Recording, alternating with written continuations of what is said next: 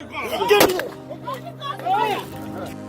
the Commission should apologize to Nigerians for the postponement of the elections.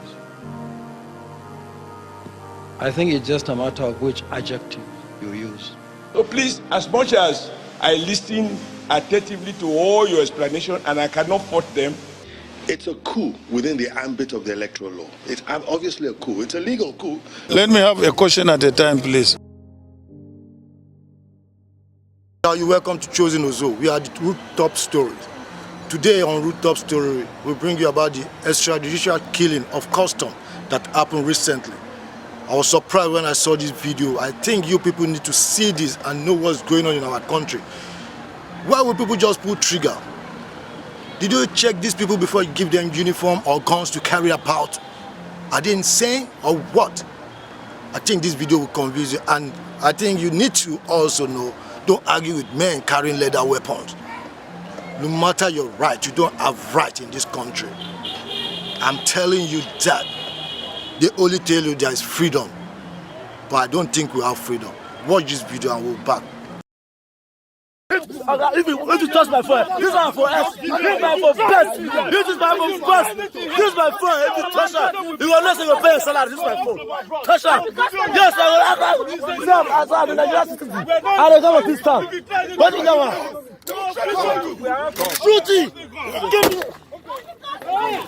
You don't keep passing. You see him? Quand qui passe yo. Quand cela qui passe yo. Personne qui passe yo. Quand cela qui passe. Malade. Malade. Malade go today. Quand cela qui passe. Man not going today. Man not going today. You are not going today. You are not keep passing. You are not going today. Nobody's going. Nobody's going. Nobody's going. Hey! Look here, come outside. Come outside. That's it! Come on!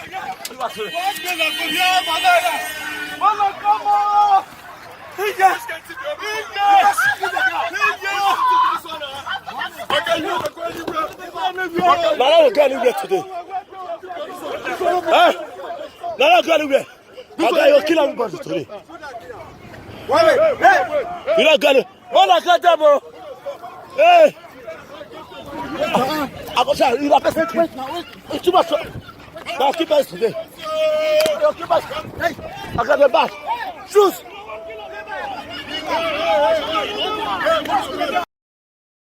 Another story on Rooftop Storage is the EL-RUFAi issue. Many people say 66 people were killed in the recent raid a day before the election.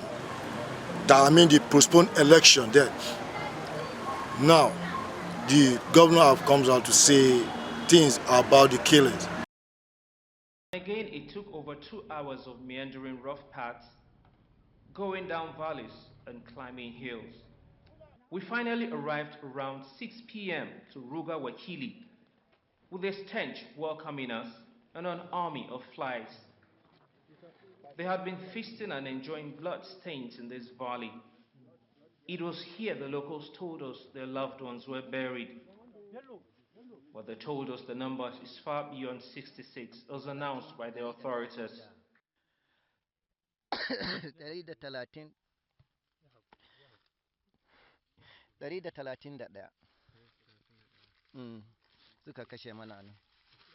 But senior security personnel told us the number is 66, with those who fled still deserted. As far as we are concerned, what we reported was 66, comprising male, female, and children. Burial sites seen, and we began our journey out of the hinterland. We arrived at the state capital. It's been verified that lives have been lost in the area, with different sites having varying figures. Some of the people at Kajuru confessed that there were attacks and reprisals. That same Sunday night. The attack and the reprisals. Yes, that is what we know, and that is the news we receive. Okay, from Ongwamba. Since that very day, yes. Everything happened. That is what I know. On Sunday night. Yes. The prayer of residents in the state and more, especially those in the rural areas, is for improved religious tolerance and security of lives and property. They believe that only then will a better Kaduna emerge.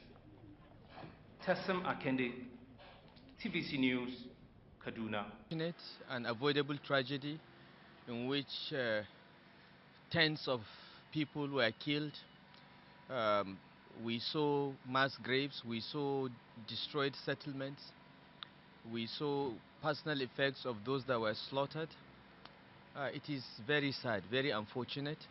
We also met with community leaders, we interacted with them, appealed to them for calm, appealed particularly to the Fulani community leaders not to take the law into their own hands, to allow the authorities to continue the investigation and prosecution of those involved in this.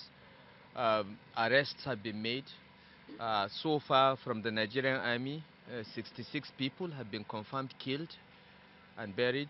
The community leaders claim that 74 people have been killed and over 130 missing. The security agencies are still looking into that. It's most unfortunate. It's very, very sad for me because for us every human life is very important. We equate human life at the highest form of existence, of creation of God, and we do not condone any loss of lives. We are saddened by this development, but we are even sadder by the attitude of some people who want to accept the killings of others but deny the killings of others based on ethnicity or religion. I think it's most unfortunate that some people have taken this line, but for us in the Kaduna State government, we are determined to end this. We are determined to bring the perpetrators to justice, and I'm happy that the security agencies have been doing their best in this regard. All right, Your Excellency, you've just told us here that arrests have been made. Before those arrests, can we first of all, what's reaching your table?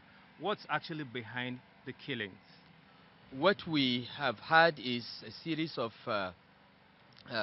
attacks and ethnic intolerance, ethnic and religious intolerance in that local government. In February 2018, we had an attack like this on Fulani communities. 88 Fulanis were alleged to be killed. We intervened. We tried to ensure that there were no reprisals. Some arrests were made. 69 people were arrested. Adara militia members were arrested, and they are being prosecuted as we speak. Unfortunately, some of them were released on bail, and they planned another attack in October 2018. Some of them that were arrested in the 2018 incident, February 2018 incident, also featured in the October 2018. So there is a cycle. There are some people that are constantly in this. Some have been declared wanted, some have run away, but they are being prosecuted. So the second set of people are also being prosecuted. And now we had this. Now we got intelligence that this was likely to happen near the elections so as to disrupt the elections. I went round, I had town hall meetings, I drew attention of community leaders to this danger and asked everyone to be vigilant. We also deployed the army and raised the presence of the police in that area. Unfortunately, what happened last week, or I would say this week, is one incident of bandits attacking a community, exchange of fire and all that, and 11 people were killed, now led to the deliberate and premeditated attacks on these communities.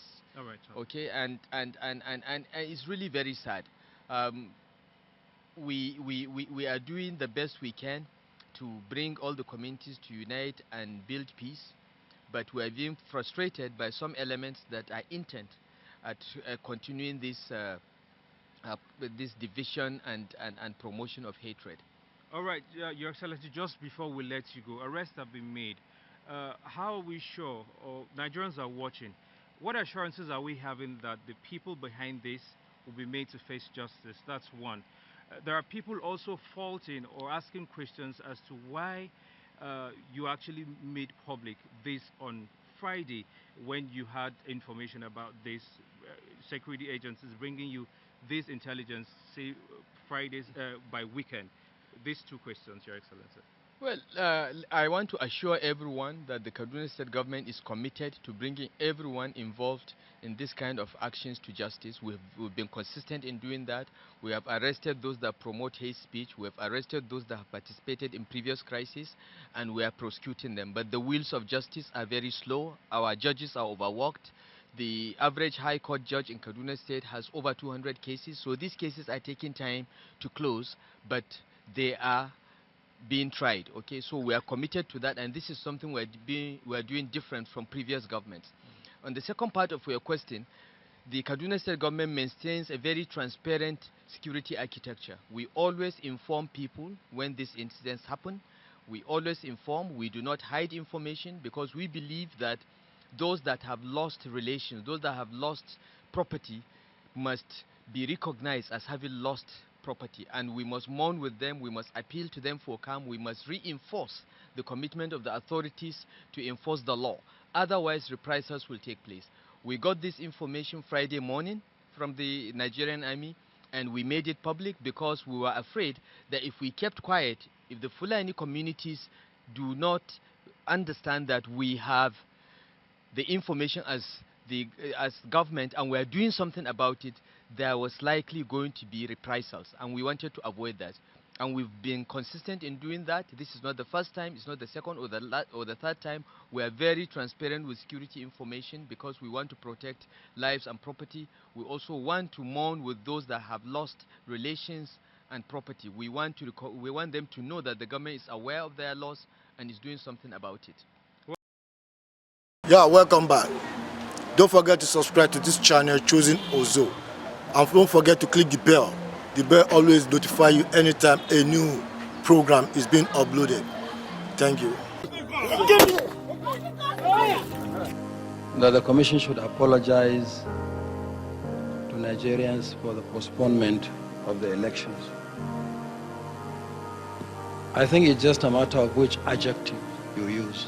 So please, as much as I listen attentively to all your explanation and I cannot fault them, It's a coup within the ambit of the electoral law. It's obviously a coup. It's a legal coup. Let me have a question at a time, please.